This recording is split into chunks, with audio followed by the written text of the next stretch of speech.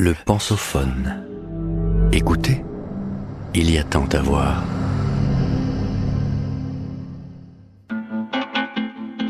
La psychopathologie, quelques repères pour comprendre et penser. Épisode 1. De Benoît Verdon, professeur de psychologie au laboratoire de recherche psychologie clinique, psychopathologie, psychanalyse, à l'Institut de psychologie de l'Université Paris-Descartes. La psychopathologie est une discipline héritière de la médecine et de la philosophie, du souci de soigner et de comprendre, logos, la souffrance, pathos, de la vie psychique, psyché. Elle est riche d'une longue histoire marquée par des découvertes majeures et des a priori délétères. Entre le respect d'une vie psychique troublée, dont on pense qu'elle a droit de citer, et la volonté de normaliser, du latin norma, équerre, voire d'évincer ce qui est jugé dérangeant, l'attention portée aux personnes qui souffrent de troubles mentaux, à l'instar de celle portée aux vieux et aux handicapés, est un miroir intransigeant pour l'effort civilisateur des sociétés.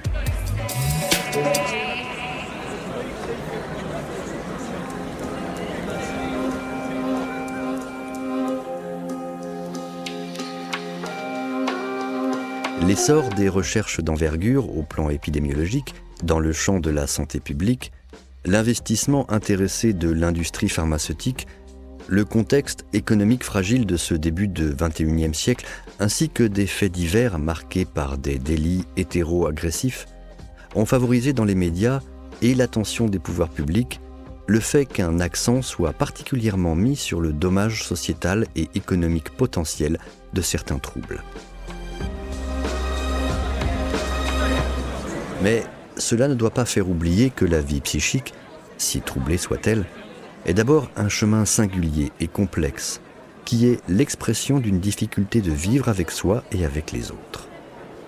Le jugé fou, du latin folis, qui signifie un sac vide qui n'a pas de sens, est parfois désigné aliéné, qui est autre, au mieux reconnu comme autre que lui-même, lorsque son comportement change au point qu'on peine à le reconnaître, au pire étiqueté et incriminé autre que moi, lorsque d'aucuns décident qu'il n'appartient pas même à la famille des humains.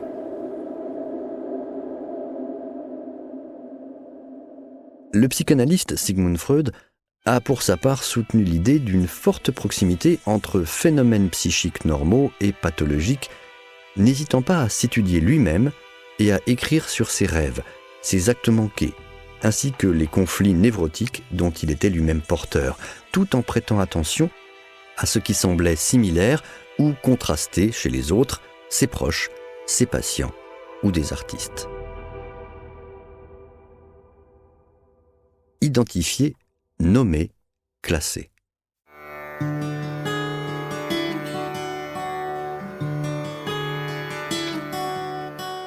Un symptôme est le témoin d'un certain état de la dynamique psychique du patient, qui s'avère en difficulté pour traiter les conflits. Plus encore, il détient un pouvoir organisateur sur le fonctionnement mental, parce qu'il permet, pour un temps, d'apaiser l'angoisse et peut procurer des bénéfices secondaires. Il contribue à soutenir le patient et tente ainsi à s'auto-renforcer, au risque cependant de devenir nuisible lorsque les processus psychiques en jeu manquent de souplesse et de diversité. De plus, il faut se garder de l'idée simpliste d'un catalogue de signes cliniques qui ne peut que favoriser l'attribution d'une étiquette figée et qui risque d'être erronée. Proposons cependant des repères concernant des organisations psychiques de l'adulte souvent évoquées dans les représentations collectives: les psychoses, les troubles bipolaires et les perversions.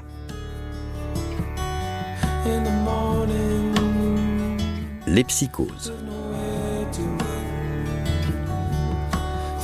Psychose est un mot construit avec les racines grecques psyché et osis, le premier désignant le mental, le second lui adjoignant une dimension pathologique, comme dans l'arthrose ou la dermatose.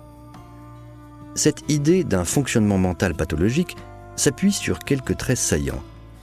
On observe par exemple souvent des troubles sévères du rapport à la réalité extérieure. Le patient a une compréhension brouillée des codes sociaux, un jugement étrange sur les choses et les événements. Parfois, il voit ou entend des choses, ressent des sensations que les autres ne perçoivent pas et ne comprennent pas, les hallucinations. Il peut être convaincu de l'existence de phénomènes que les autres ne partagent pas, comme un délire d'être manipulé, que ses pensées ne sont pas les siennes mais celles d'un autre, que ses faits et gestes sont épiés et commentés. Le délire est un mot qui vient du latin lyra, qui signifie le sillon. Délirer signifie donc sortir des rails. Cela peut se manifester de façon très désorganisée, d'où le nom de schizophrénie, de schusein, fendre, déchirer, et phren, l'esprit, le cœur.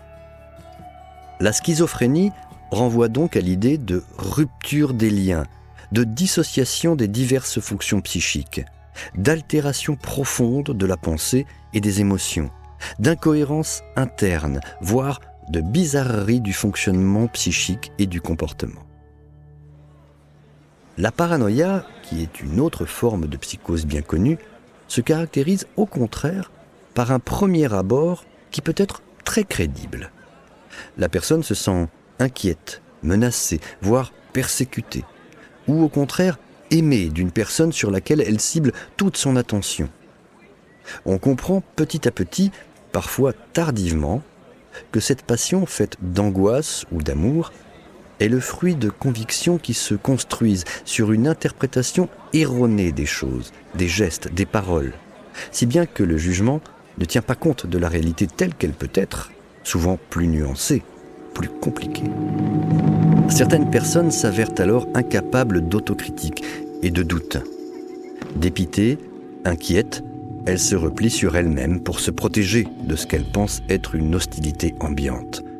Elles adoptent parfois des attitudes plutôt vindicatives, agressives et querelleuses pour prouver leur bonne foi et faire entendre raison, exprimer leur jalousie, leur besoin de reconnaissance, d'être contre l'autre dans les deux sens du terme. De tels conflits en soi et avec les autres peuvent engendrer de vives souffrances dépressives, des conflits familiaux ou professionnels, où la personne se revendique victime des méfaits d'autrui. On repère donc régulièrement dans les psychoses une prédominance de troubles de la conscience de soi, c'est-à-dire que le sentiment qu'a le patient d'être vivant, réel, entier, différent, et en même temps semblable aux autres, n'est ni assuré, ni constant. On parle alors d'angoisse de morcellement pour qualifier la désintégration de l'identité, constituée de plusieurs parties qui fonctionnent plus ou moins indépendamment les unes des autres, parfois de façon très chaotique, comme dans la dissociation schizophrénique. La difficulté d'intégrer les preuves de réalité inscrivant la différence des sexes et la différence des générations conduit certains patients à penser qu'ils se sont auto-engendrés, qu'ils sont immortels, ou l'enfant de tel ou tel personnage historique, que leur corps se transforme en un autre corps que le leur. Il y a des personnes qui souffrent de troubles psychotiques tellement sévères et chroniques qu'elles ne peuvent vivre qu'en milieu hospitalier protégé. Mais il en est aussi d'autres qui ont une activité professionnelle, une vie personnelle, amicale, affective, qui peut être riche et épanouissante malgré leurs angoisses, leur façon singulière d'aménager leurs relations aux autres et à elles-mêmes, et leur fragilité qui peuvent se manifester et parfois conduire à une hospitalisation ponctuelle.